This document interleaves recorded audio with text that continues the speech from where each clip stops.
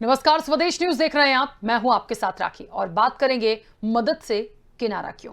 Corona के साथ साथ अब ब्लैक फंगस ने मुश्किल बढ़ा दी है। हालांकि इससे निपटने के लिए मुख्यमंत्री शिवराज सिंह चौहान ने ब्लैक फंगस के उपचार के लिए 5 मेडिकल कॉलेज भोपाल, जबलपुर, ग्वालियर, इंदौर और रीवा में विशेष वार्ड बनाने के निर्देश दिए हैं। इसके साथ ही पोस्ट कोविड सेंटर बनाने की भी तैयारी की जा रही है। उधर कांग्रेस ने क्राइसिस मैनेजमेंट की बैठक से वॉकआउट किया है। पीसी शर्मा ने कहा कि हम जो भी सुझाव देते हैं उन पर ध्यान नहीं दिया जाता, ना ही हमारी बात सुनी जाती है। हम ग्राउंड लेवल पर काम कर रहे हैं, चाहे इलाज के लिए विधायक निधि से पैसे देने की बात हो या शमशान घाट या फिर कुछ और। वैक्सीनेशन को लेकर सरकार फेल हो चुकी है, ना ही पोर्टल खुल पा रहा है और ना ही रजिस्ट्रेशन हो रहे हैं। वैक्सीन कब लगेगी, कहां लगेगी, कुछ पता नहीं है। ब्लैक फंगस को लेकर सीएम की समीक्षा बैठक पर पीसी शर्मा ने कहा कि सरकार हर काम महामारी आने के बाद करती है। ऑक्सीजन की कमी के बाद ऑक्सीजन प्लांट लगाने का काम हो, चाहे ब्लैक फंगस आने के बाद उसको लेकर बैठ के करने का दौर हो। बैठक की जगह सीधा उन्हें एक्सपर्ट को निर्देश देना चाहिए। सरकार अभी स्थिति संभाल नहीं पा रही है, केवल अपनी पीठ थपथपाने का काम कर रही है। तो देखिए, सबसे बड़ी बात यह है कि मदद से किनारा क्यों। बहुत सारी बातें हैं इसमें और महत्वपूर्ण बात यही है कि एक तरफ तो प्रयास होता दिखता है, दूसरी तरफ विपक्ष को लगता है कि हम सुझाव देते हैं, हम अपनी बात रखना चाहते हैं, लेकिन कोई सुनना नहीं चाहता। तो फिर समाधान कैसे निकलेगा? हम इस चर्चा को आगे बढ़ाएंगे, लेकिन उससे पहले प्रतिक्रिया है वो हम सुनते हैं किसने क्या कुछ कहा है। अभी हमीदिया अस्पताल और भोपाल और जबलपुर में ब्लैक फंगस के लिए अलग वार्ड बनाने का फैसला किया, लेकिन मुझे लगता है कि ये केवल भोपाल और जबलपुर नहीं, हमको 5 पुराने जो मेडिकल कॉलेज हैं, जिसमें इंदौर भी है, ग्वालियर भी है, रीवा भी है, वहाँ ब्लैक फंगस के इलाज के लिए हम अलग से वार्ड बनाएंगे ताकि उस रीजन के पेशेंट्स का इलाज हम वही संपन्न कर सके। क्योंकि इसमें वैक्सीन दे नहीं पा रहे हो। प्रधानमंत्री जी का भाषण आएगा और वैक्सीन जरूर लगाइए। अरे तो वैक्सीन ये तो दिग्विजय सिंह जी कह रहे हैं ना, कमलनाथ जी कांग्रेस के जी, तो कोर्ट कह रहा है कि आप ट्यून बजा रहे हो कि वैक्सीन लगाओ। अरे वैक्सीन है कहाँ? जब वैक्सीन थी तो आपने भेज दी। वैक्सीन हो तब तो ये ट्यून बजाइए कि वैक्सीन लगाइए। वहाँ भीड़ लगती है, लोगों को वैक्सीन लग नहीं रही। ये जिस तरह का घपला किया है इन्होंने वैक्सीन के मामले में, आज अमेरिका के अंदर मास्क हटा के बगैर डिस्टेंसिंग के लोग घूम रहे हैं। आज प्रेसिडेंट और वाइस प्रेसिडेंट के फोटो छपे हैं। ये चीज कर ली। हिंदुस्तान बना हुआ था जगत गुरु कि हम आगे आ गए हैं, कोरोना खत्म हो गया, और स्थिति ये यहाँ और विकट हो गई। तो ये ऐसी स्थिति में आपको अपना फोटो लगाने की जरूरत क्या है? देश के प्रधानमंत्री हो, पहले तो उसके पैसे ले रहे हो, फ्री में वैक्सीन लगना चाहिए, वो लग नहीं रही है, राज्यों को मिल नहीं रही है। आप कह रहे हो कि राज्य जो देंगे वो 18+ की देंगे, 45। तो देखिए, महत्वपूर्ण बात यह है कि एक तरफ तो ब्लैक फंगस से निपटना है कोरोना के साथ साथ, और उस कोरोना के साथ साथ निपटने के लिए सबसे बड़ी तैयारी ये भी हो रही है कि जितना भी किया जा सकता है सरकार करने का प्रयास कर रही है। अब चाहे मेडिकल कॉलेज बनाने की बात हो, भोपाल, जबलपुर, इन तमाम जगह की बात हो रही है कि हम मेडिकल कॉलेज बनाएंगे। ब्लैक फंगस के लिए भी जितने पेशेंट हैं उनके लिए डॉक्टरों की टीम अलग बनाई जाएगी। लेकिन कांग्रेस को आपत्ति जो आ रही है या विपक्ष की आपत्ति जो है वो ये है कि सुझाव हम भी देते हैं। क्राइसिस मैनेजमेंट की कोई बैठक होती है, हम बैठते हैं, बात करते हैं, हमारी बातों को सुना नहीं जाता। आज पीसी शर्मा ने जिस तरीके से कहा कि पीएम मोदी आते हैं, भाषण देते हैं, वैक्सीन लगाओ वैक्सीन लगाओ, पर वैक्सीन लग कहां रही है? व्यवस्थाएं अच्छी नहीं है, सरकार इसे संभाल नहीं पा रही, और सबसे बड़ी बात सिर्फ पीठ थपथपाने का काम कर रही है, वो भी खुद की। देखिए, आरोप प्रत्यारोप का दौर होगा क्योंकि पक्ष और विपक्ष हैं, लेकिन धरातल पर क्या हो रहा है, हकीकत में हम इस महामारी से कैसे जीतेंगे, ये बहुत देखना महत्वपूर्ण हो गया है।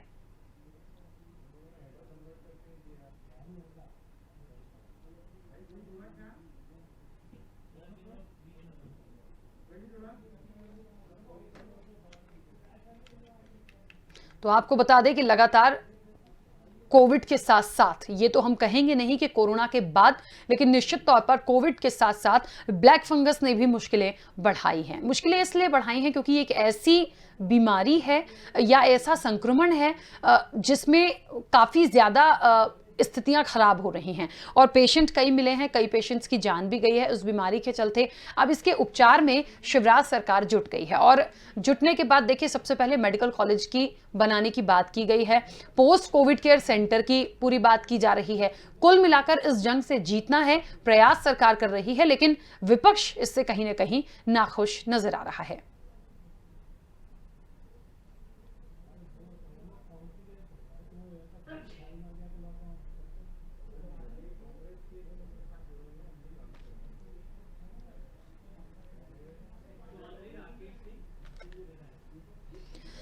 चलिए और इस वक्त आपको बता दें हम चर्चा को आगे बढ़ाएंगे। चौधरी राकेश सिंह हमारे साथ जुड़ गए हैं जो कि पूर्व विधायक है कांग्रेस के।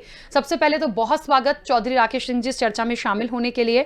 और देखिए चर्चा चल रही है कि ब्लैक फंगस कोविड के बाद ये ब्लैक फंगस ने मुश्किल बढ़ाई है और लगातार प्रदेश के जो मुखिया हैं शिवराज सिंह चौहान, उन्होंने ये बात कही है कि हम अब 5 मेडिकल कॉलेज दूसरे शहरों में हम पूरा स्थापित कर रहे हैं, बना रहे हैं ताकि ट्रीटमेंट हो। यहाँ पर डॉक्टर्स की टीम है जो अलग तरीके से ट्रीटमेंट देगी। बहुत सारी बातें की जा रही हैं, लेकिन विपक्ष की तरफ से जो स्टेटमेंट पीसी शर्मा का है, उन्होंने क्राइसिस मैनेजमेंट की बैठक में वॉकआउट किया। नाराजगी इस बात की है कि हम जो सुझाव दे रहे हैं, जो कांग्रेस सुझाव दे रही है, उसे सरकार सुनना नहीं चाहती है। कहती है वैक्सीनेशन लगाओ, तमाम बातें करती है, लेकिन धरातल पर कुछ होता नहीं दिख रहा।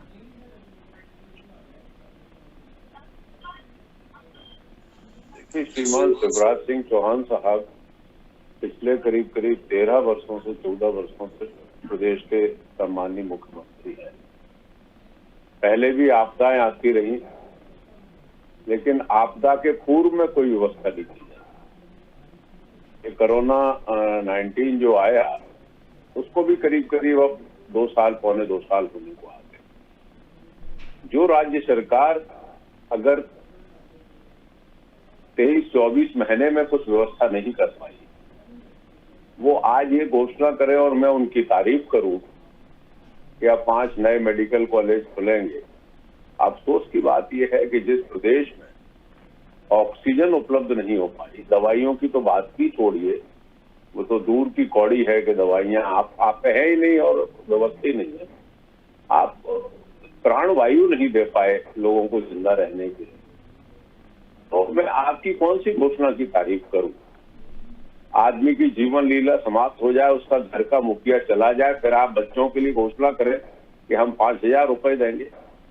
ये शिवराज सिंह जैसे व्यक्ति को अब शोभा नहीं देता है, जो इतने वर्षों से प्रदेश का मुख्यमंत्री है। आपको समय रहते व्यवस्थाएं करनी चाहिए थी, जिसमें आप धरातल पर फेल हुए हैं। मेरा ये मानना है कि अब कितने मेडिकल कॉलेज आप बना दोगे, सब में यही स्थिति रहेगी।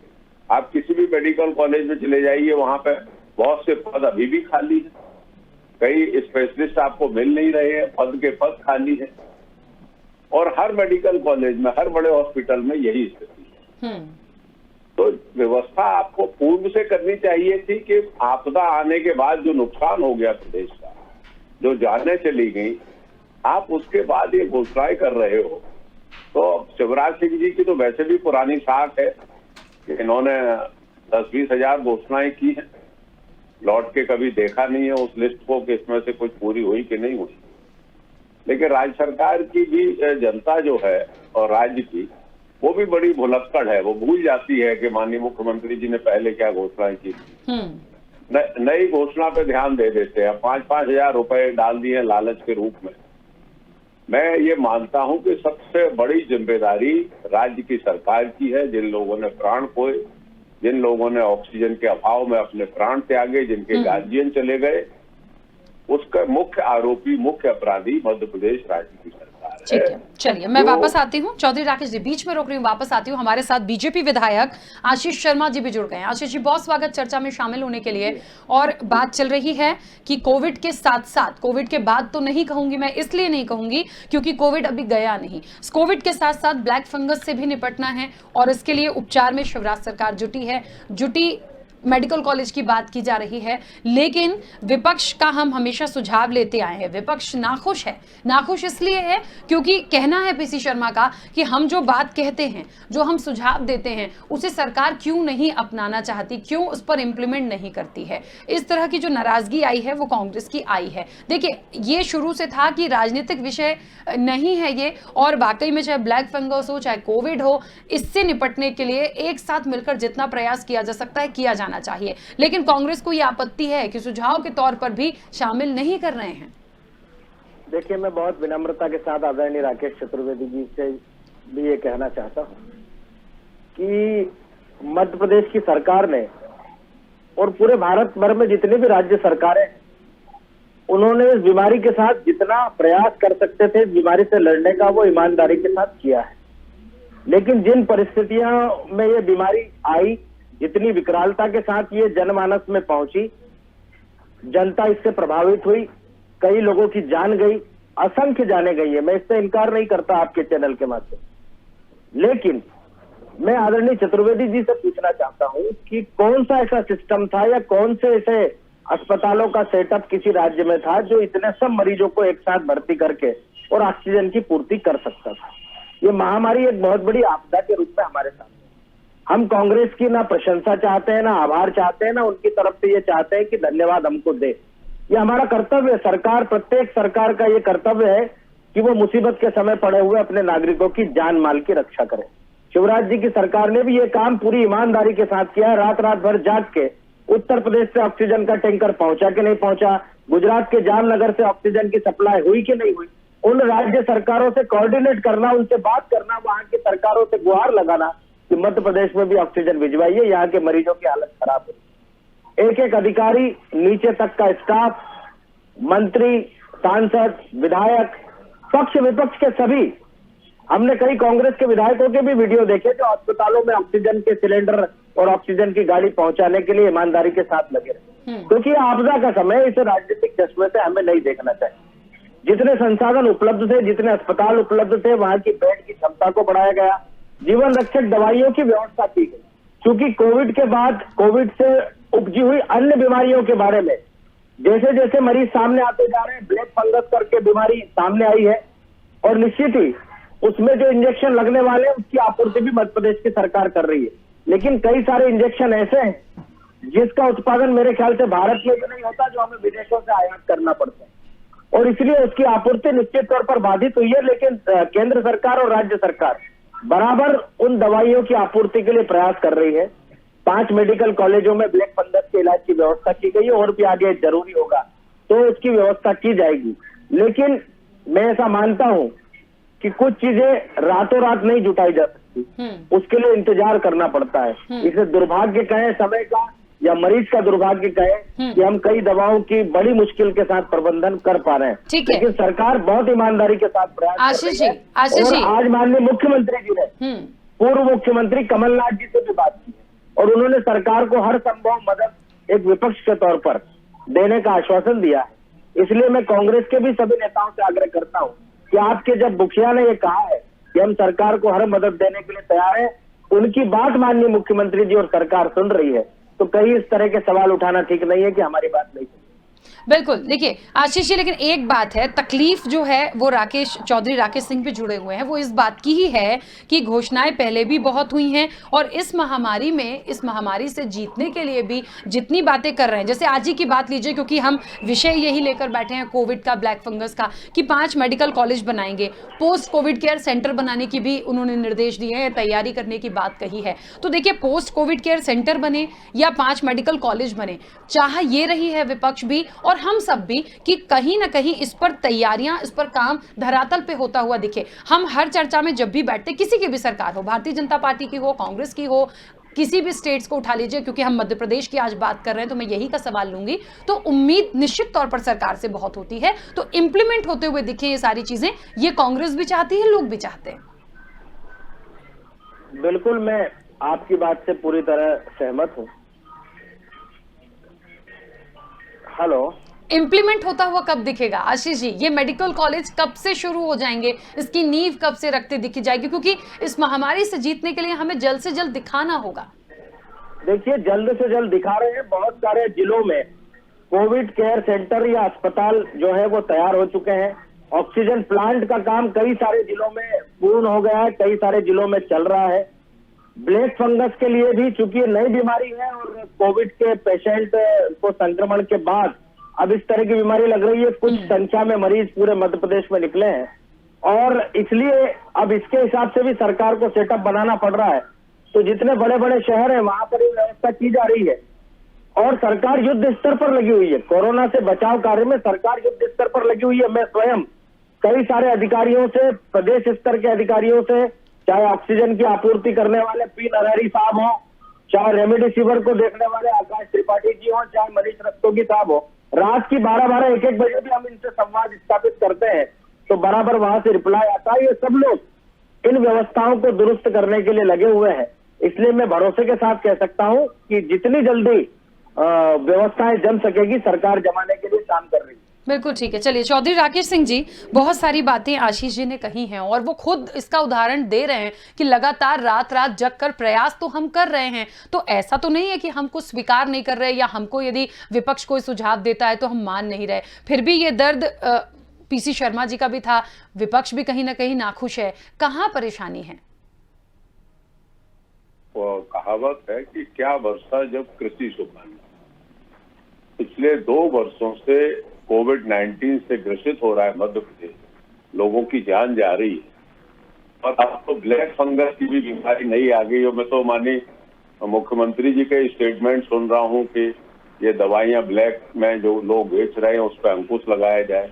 ये मध्य प्रदेश अड्डा हो गया है मेडिसिन की ब्लैक मेलिंग का, और ब्लैक मेलिंग वो कर रहे हैं जो सत्ता पक्ष के पोषित लोग हैं, चाहे इंदौर हो, रतलाम हो, जबलपुर हो, होशंगाबाद हो, हरदा हो, भोपाल हो। हम आखिर किस तरफ ले जा रहे हैं प्रदेश में? रेमडेसिविर इंजेक्शन, फंगस वाले इंजेक्शन, ये अगर ब्लैक होंगे इस प्रदेश में तो हम सरकार को किस स्थिति में माने? आप जो सुविधाएं हैं वो समुचित रूप से नहीं दे पा रहे। आप मेडिकल कॉलेज की आज घोषणाएं कर रहे हैं या व्यवस्थाएं हो जाएंगी, ये कब तक हो जाएंगी? आप पिछले 14 वर्षों से मध्य प्रदेश के मुख्यमंत्री हैं। आप कौन से ऐसा हॉस्पिटल है, चाहे मैं ग्वालियर का ले लूं मेडिकल कॉलेज, चाहे मैं सागर का मेडिकल कॉलेज की बात कर लूं, वहां भी सब व्यवस्थाएं है, वहां भी स्पेशलिस्ट नहीं है। और डिस्ट्रिक्ट हॉस्पिटल तो आप देख लो तो वहां तो कई पद खाली है क्लास 1 के। लेकिन समय जो आपको मिला 2 वर्ष का, मेरा ये, मैं राजनीतिक रूप से कोई बात नहीं कर रहा हूं, लेकिन एक अच्छी सरकार को 2 वर्ष में अपने आप को कंप्लीट करना चाहिए था जनता के लिए, अपने आप को कंप्लीट करना चाहिए था मेडिकल क्षेत्र से, कि आने वाली परिस्थितियों में वो उसका मुकाबला कर पाती, जिसमें शिवराज सिंह जी की सरकार नाकाम रही है और लोगों की जानें कई संख्या, जैसा आशीष भाई ने भी स्वीकारा है, असंख्य लोगों की जानें गई है। अब उनके परिवार की परवरिश की बात है, आप 5,000 रुपए दें चाहे 10,000 रुपए दें, उनका तो मुखिया चला गया है, उसकी भरपाई शिवराज सिंह जी नहीं कर सकते। मुझे लगता है इसकी बेहतर जवाब आशीष जी आप ही दे पाएंगे। निश्चित तौर पर जो नुकसान हुआ है, प्राकृतिक आपदाएं भी आती है, बाढ़ भूकंप के कारण भी कई बार असंख्य जानें चले जाती है। इस महामारी की यही विकरालता विश्व के कई देशों ने भुगती और आज भारत भी भुगता। जो मुखिया चला जाता है उसकी पूर्ति कोई सहायता और कोई कुछ नहीं कर सकता। लेकिन मध्य प्रदेश की सरकार बहुत संवेदनशील है। हम संबल योजना लेकर आए, एक ऐसी योजना जिसमें ठेला चलाने वाले से लेकर पान की दुकान चलाने वाले से लेकर मजदूर तक को हमने सामान्य मृत्यु होने पर 2 लाख और दुर्घटना में मृत्यु होने पर 4 लाख रुपए की मदद, आर्थिक मदद सरकार की जब किसी इस तरह के परिवार को मिलती है तो कहीं न कहीं उसको भरोसा जागता है कि संकट के समय सरकार हमारे साथ खड़ी है। निसंदेह हम मौतों को नहीं रोक पाए क्योंकि न उपचार इस बीमारी का कोई इतना कारगर हमारे पास उपलब्ध था या है जिसके कारण हम मौतों को रोक पाते।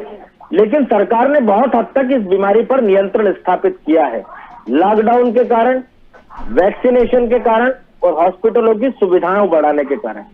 और मैं कह सकता हूं कि हम लोग यदि संयुक्त रूप से प्रयास करेंगे, इस बीमारी से हमें लंबी लड़ाई लड़ना पड़ेगी। कोई आज ये बीमारी समाप्त नहीं हुई है या समाप्त होने वाली नहीं, इसलिए हम सबको मिलकर इस बीमारी से लड़ना पड़ेगा। लेकिन सरकार की नीयत पर हमको सवाल नहीं उठाना चाहिए। यही वो सरकार है जो आज गरीबों के घर राशन इस संकट के समय पहुंचा रही है। पहले भी इस सरकार ने समाज के हर वर्ग की चिंता की है और आज इस महामारी के दौर में बीमारी से लड़ते हुए भी उन पीड़ित परिवारों के पुनर्वास की और विस्थापन की और भविष्य में उन नौनिहालों की चिंता करने का काम मध्य प्रदेश की सरकार करेगी, इस पर किसी को संदेह नहीं होना चाहिए। चलिए, अब एक छोटा सा सवाल है मेरा यहाँ पर आशीष जी आपसे, क्योंकि समय की भी सीमा है। बात क्योंकि ये चल रही थी मदद के तौर पर कांग्रेस भी करना चाहती है, बस उसका दुख ये है कि हमारे सुझावों को आप सुनना नहीं चाहते, इम्प्लीमेंट करना नहीं चाहते। लेकिन अब जितनी बात की जा रही है, इस ग्राफ को कम करना है। हम बिल्कुल इस चीज़ को स्वीकारते हैं कि कहा गया था ये भी कि ब्लैक फंगस का जो ट्रीटमेंट है काफ़ी महंगा है, तो जो ऐसे लोग होंगे आर्थिक रूप से कमजोर होंगे, उसके लिए सरकार कोशिश करेगी कि हम कहीं ना कहीं ऐसे लोगों को निःशुल्क उपचार दें, उन लोगों की जान बचाएं। लेकिन ये होना चाहिए, मैं बार बार इसीलिए बोल रही हूं कि प्रॉपर एक तो मॉनिटरिंग हो। जैसे 5,000 रुपए देने की बात हुई कि जिनके माता पिता नहीं है, जो बच्चे नाबालिग हैं, अनाथ हो गए हैं, उन्हें 5,000 रुपए आप पेंशन देंगे, उनके परिवार के लिए देंगे, लेकिन वो इंप्लीमेंट होता हुआ देखिए। प्रॉपर मॉनिटरिंग बहुत जरूरी है इन तमाम चीजों की। आशीष जी, पूरे प्रदेश से डाटा आएगा, ऐसे लोगों की संख्या कितनी है। इस सरकार ने कल्याणी पेंशन योजना चालू की, इस सरकार ने कन्या अभिभावक पेंशन योजना चालू की, इसलिए आप निश्चिंत रहिए, इसका भी पूरा डाटा जैसे ही सरकार के पास पहुंचेगा सब हितग्राहियों के खाते में पेंशन की राशि भी डालेंगे। सिर्फ पेंशन नहीं, शिवराज जी ने कहा है उन बच्चों की शिक्षा, परवरिश, इसकी पूरी चिंता करेंगे। और मैं आपके चैनल के माध्यम से भी कहना चाहता हूँ कि हम विधायक सांसद भी ऐसे परिवारों को गोद लेंगे जिनके परिवार का मुखिया चला गया है। वो हम सब के बच्चे हैं, पूरे समाज के बच्चे हैं, इसलिए इस संकट की घड़ी में उन्हें अकेला नहीं छोड़ा जाएगा। उनके सुखद भविष्य के लिए हम सब लोग सरकार के अलावा भी व्यक्तिगत तौर पर अपने अपने क्षेत्रों की चिंता करेंगे। यही मानवीय संवेदना है और यही भारत के संस्कार है कि हम संकट के समय किसी को अकेला नहीं छोड़ते। ठीक है, चलिए चौधरी राकेश जी अपनी बात रखिएगा जल्दी से। नहीं, मैं उनके प्रयासों की सराहना करता हूं भाई आशीष शर्मा जी के, उनकी सरकार जो कोशिश कर रही है, लेकिन ये आपदा बहुत भयंकर है, भयावह है। और हमें मूल बात इसमें ये नहीं है कि हम क्या व्यवस्था कर पाए, मूल बात ये है कि हमने स्वास्थ्य के मामले में क्या कर पाया, हमने मेडिसिन के मामले में क्या कर पाया, ऑक्सीजन के मामले में क्या कर पाया। आज हम भले ही 500 बेड के कोविड सेंटर बना दें, लेकिन हमने वहां व्यवस्था क्या दे पाई इन 2 महीनों में, 3 महीनों में, जिसमें लोगों की जान चली गई। मैं ये मानता हूँ कि सारी व्यवस्था आप आज कह रहे हैं कि कर पाएंगे, लेकिन भविष्य में जब आज जरूरत है तब भविष्य में आप करेंगे, तो उसका क्या, गैस ऑक्सीजन के प्लांट्स अब लगेंगे, उसका क्या उपयोग होगा। ये आपके पहले जहन में नहीं था कि मेडिकल कॉलेज में, बड़े बड़े हॉस्पिटल्स में ऑक्सीजन के प्लांट होना चाहिए थे। मेरा ये मानना है कि सरकार अभी भी चेत जाए, क्योंकि अभी ऐसा मानना है कि कोरोना अभी संकट गया नहीं है। वैसे तो मध्य प्रदेश के कई मंत्री ये कहते हैं कि हमने बहुत काबू पा लिया है, संकट अब चला गया है, लेकिन मेरा ये मानना है कि अभी ये गया नहीं है। इसलिए सरकार को चाहिए और सचेत होकर स्वास्थ्य से संबंधित मेडिकल की व्यवस्थाएं एकत्रित करे, ये मेरा सुझाव है।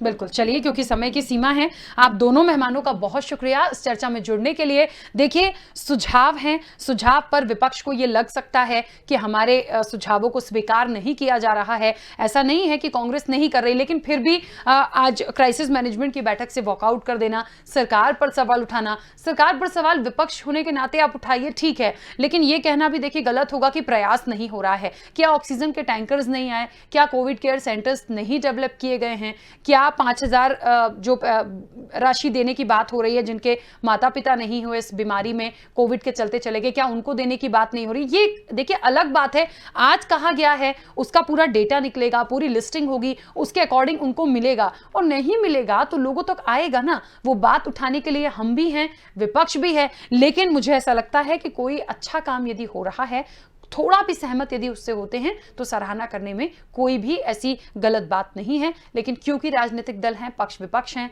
तो निश्चित तौर पर एकदम से सराहना तो बिल्कुल नहीं करेंगे। बहरहाल मदद से किनारा क्यों, इस पर बात चल रही थी, और इस चर्चा में फिलहाल इतना ही। दीजिए इजाजत, नमस्कार।